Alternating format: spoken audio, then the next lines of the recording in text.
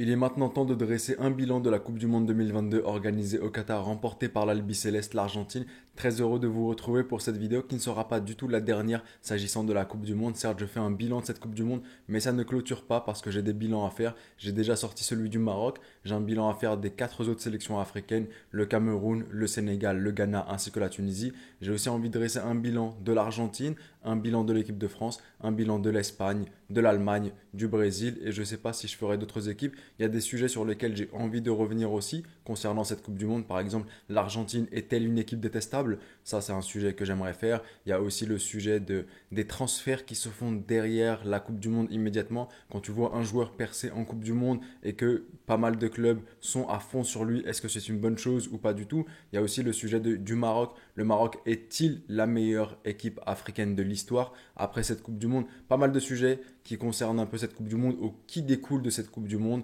Donc voilà, restez branchés, n'hésitez surtout pas à vous abonner si ce n'est pas encore fait, à activer la cloche, à mettre un petit j'aime. Vous connaissez le tralala, c'est parti pour le bilan de cette Coupe du Monde. Premièrement, sur la forme, il s'agit vraisemblablement de la plus belle Coupe du Monde organisée de l'histoire. Est-ce que je suis surpris? Absolument pas. Parce que l'année dernière, j'ai eu l'occasion d'assister à la Coupe arabe. Enfin, d'assister, non pas personnellement, mais j'ai vu la Coupe arabe, j'ai regardé la Coupe arabe parce qu'il y avait l'Égypte qui y jouait. Et j'ai vu les stades, j'ai vu les infrastructures, j'ai vu les designs qu'il y avait. Et je savais qu'un an après, ils allaient perfectionner tout cela pour la Coupe du Monde. Et c'est réussi. S'agissant des stades, il y a de l'idée, il y a de l'originalité. Le stade 974 avec les conteneurs, j'ai trouvé l'idée juste géniale qui puissent être démontés ensuite. Les designs de certains stades sont magnifiques, les gradins étaient super beaux, donc franchement un très très gros travail et chapeau pour tous ces designs, pour les ingénieurs qui ont conçu tout cela, c'était vraiment magnifique. Un autre point relatif à la forme, mais qui m'a plutôt dérangé maintenant, c'est pas relatif au Qatar en lui-même. Je pense pas que le Qatar soit le principal responsable de cela, mais c'est la transmission TV qu'on avait. À certains moments, quand je regardais ma télévision ou que je regardais mon PC, ou bref, que je regardais le match sur n'importe quel écran que ce soit, je trouvais que le cadrage était mauvais. Je trouvais qu'on n'avait pas les bonnes images au bon moment. Je trouvais qu'on avait des images qui n'avaient pas lieu d'être. Donc ça m'a plutôt dérangé et ça m'a pas fait suivre le match de façon très fluide à certaines reprises et ça m'a plutôt agacé. Donc sur ce point-là, j'ai pas trop apprécié et je sais pas si par le passé je l'avais déjà ressenti, j'ai pas souvenir, mais en tout cas c'est un point qui m'a plutôt agacé sur cette Coupe du Monde. Dites-moi ce que vous en avez pensé. Je trouve qu'il y a des séquences, notamment celle de Mbappé contre le Maroc, contre Amrabat, quand il court extrêmement vite. Le cadrage est très mauvais, on ne sait pas ce qui se passe sur l'action avant d'avoir les ralentis, on ne sait pas si le tacle d'Amrabat est assassin, si c'est un bon tacle, que s'est-il passé à ce moment-là? On n'avait à ce moment-là absolument aucune donnée, on ne savait pas ce qui s'était passé sur cette action, et c'était pas sur ce match-là que ça s'est passé seulement, ce problème de cadrage ou ce problème de réalisation. En tout cas, dites-moi ce que vous en avez pensé dans l'espace commentaire. Et maintenant, un dernier point s'agissant de la forme. Est-ce que la Coupe du Monde en hiver était-elle hypante? Et j'avais fait une vidéo sur ça que je vous mets juste là ou juste là, sur Coupe du Monde en hiver, hypant ou non, où je m'intéressais juste sur la hype et où je disais que la hype était relative au parcours de ton équipe. Aujourd'hui, on va poser par exemple un frérot camerounais et un frérot marocain, ils n'ont pas eu du tout la même hype durant la compétition. Le frérot camerounais a eu moins de hype que le frérot marocain, de par leur parcours. Quand tu sors en phase de groupe et que l'autre va jusqu'à la petite finale, forcément la hype n'est pas la même, l'engouement autour de la compétition n'est pas la même du tout. S'agissant de moi maintenant, est-ce que j'ai été hypé par la compétition? Eh bien, dans le cadre de mes études, je vis actuellement au Maroc. Ça veut dire que j'étais au bon endroit au bon moment. Il y a eu une ambiance juste incroyable. Avant chaque match, tout le monde parlait. Au fur et à mesure de la compétition, le Maroc allait de plus en plus loin. Donc ça sortait, fumigène, ça sortait feu d'artifice, klaxon, grosse ambiance. Donc pour ma part, oui, c'était hypant parce que je suis quelqu'un d'assez contagieux. Et quand je vois des gens heureux qui font la fête, forcément, je me sens un peu à faire la fête et je me sens un peu dans un bon mood et bien heureux. Maintenant, comme je l'avais dit dans la vidéo de la hype Coupe du Monde en hiver, c'est un sujet qui est totalement subjectif. La hype, c'est complètement subjectif. Un Belge n'a pas eu la même hype qu'un Français. Un Belge sorti en phase de groupe n'a pas la même hype qu'un Français qui est arrivé en finale. Un Brésilien n'a pas eu la même hype qu'un Argentin qui est arrivé en finale.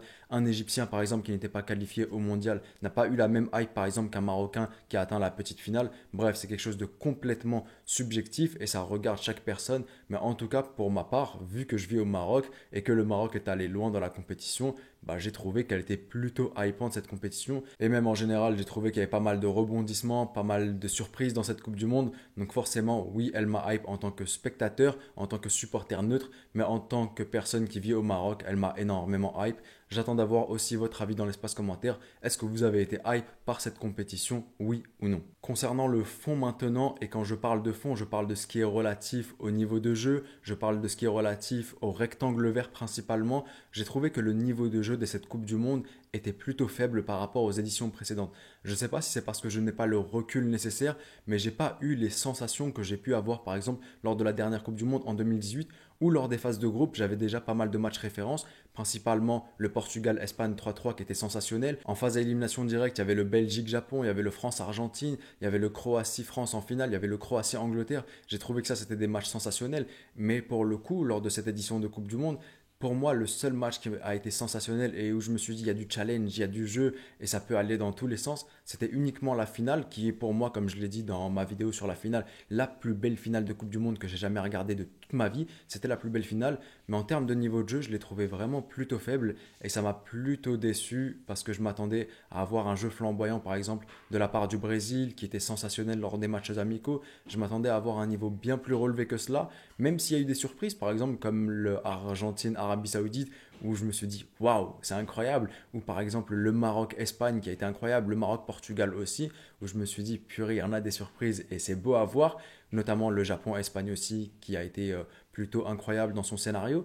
Mais en général, je trouve que le niveau de jeu n'était pas. Je l'attendais bien plus haut ce niveau de jeu. J'attendais parce qu'on est presque en milieu de saison, les joueurs n'en ont pas encore dans les jambes, ils n'ont pas accumulé énormément de fatigue. Donc je m'attendais à ce que tout le monde soit au top de sa forme, à ce que tout le monde puisse donner. Mais malheureusement, tactiquement, et même les joueurs, je les ai trouvés bien plus faibles que si c'était en été. Pour terminer, top et flop des équipes dans cette Coupe du Monde, 3 tops, 3 flops. Pour commencer avec les tops, en première position, l'Argentine, championne du monde.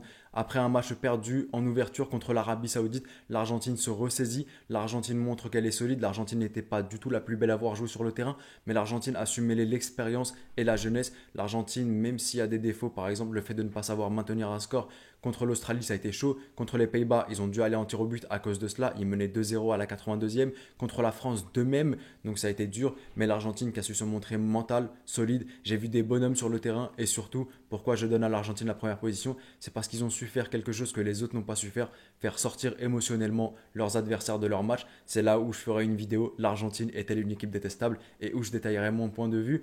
Deuxième position, pour moi, le Maroc. Les Lions de l'Atlas qui étaient dans un groupe extrêmement compliqué avec la Croatie, la Belgique ainsi que le Canada.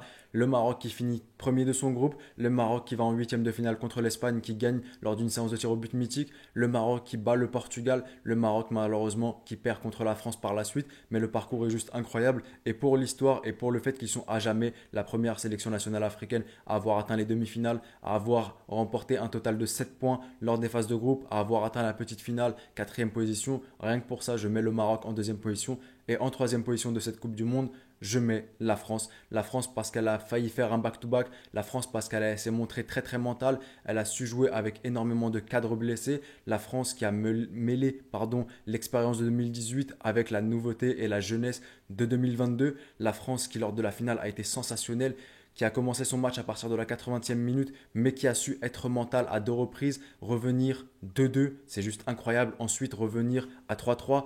Pour moi, la France méritait peut-être sa Coupe du Monde, et si elle l'avait gagnée, ça n'aurait pas été démérité. Donc c'est pour ça que je mets aussi la France en troisième position de ce top. Naturellement, je ne pouvais pas faire autrement que cela.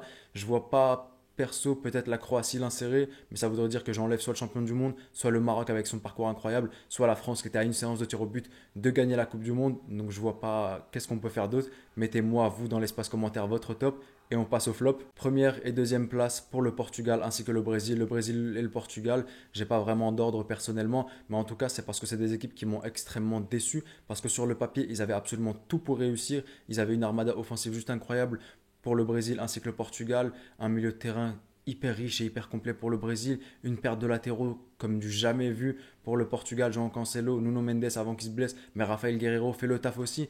Donc j'ai été extrêmement déçu parce que les sélectionneurs ne savent pas gérer tactiquement un match. Donc ouais, franchement flop, parce que les deux honnêtement je les attendais dans le dernier carré, les deux ne l'ont pas été, donc malheureusement je les mets dans mon flop. Et si je devais mettre un troisième flop, honnêtement, j'ai pas trop d'idées. J'aurais pu dire l'Espagne, mais honnêtement, l'Espagne, c'est pas ce qu'il y a de plus séduisant quand je regarde la Coupe du Monde 2018 où ils sont éliminés en huitième de finale par la Russie. Je trouve que l'Espagne qu'on a dans notre tête entre 2008 et 2012, j'en ferai une vidéo, mais c'était peut-être juste une anomalie du football et faut s'attendre à une Espagne comme on la voit maintenant en compétition. L'Allemagne, bah, comme en 2018, voilà, ils sortent en phase de groupe, donc pas très choqué. La Belgique, j'ai envie de vous dire que bah, quand j'ai vu leur amical juste avant de jouer contre l'Égypte, où ils ont été hyper faibles défensivement, ils ne savaient pas gérer les espaces dans leur dos, je me dis que la Belgique, je ne suis pas choqué s'ils sont éliminés en phase de groupe. Donc honnêtement, je ne sais pas qui mettre comme flop. Peut-être le Danemark. Voilà, le Danemark éliminé de mémoire en phase de groupe, oui, pour moi, c'est un flop. Le Danemark est un flop pour moi parce que je les attendais bien plus loin. Quand je voyais ce que proposait le Danemark à la Ligue des Nations, à l'Euro précédent, le Danemark, oui, est un flop. J'ai trouvé mon flop, voilà. Et on arrive maintenant à la fin de cette vidéo bilan de la Coupe du Monde 2022 organisée au Qatar. Dites-moi vos tops, dites-moi vos flops, dites-moi ce que vous en avez pensé de la compétition en général, des stades, est-ce qu'ils étaient beaux, est-ce que vous avez pu regarder en bonne qualité les matchs à la télé, est-ce que bah, le cadrage était bon ou bien il vous a dérangé, est-ce que vous avez senti qu'il n'y avait pas forcément d'âme durant cette compétition, est-ce qu'il y a eu de la hype, dites-moi tout ce que vous avez pensé, tout ce que vous en avez pensé dans l'espace commentaire, je me ferai un plaisir de toujours vous lire, vous le savez très bien. C'était le petit pharaon, on se retrouve très très prochainement. Prenez soin de vous, de vos proches et je vous dis... Arrivederci.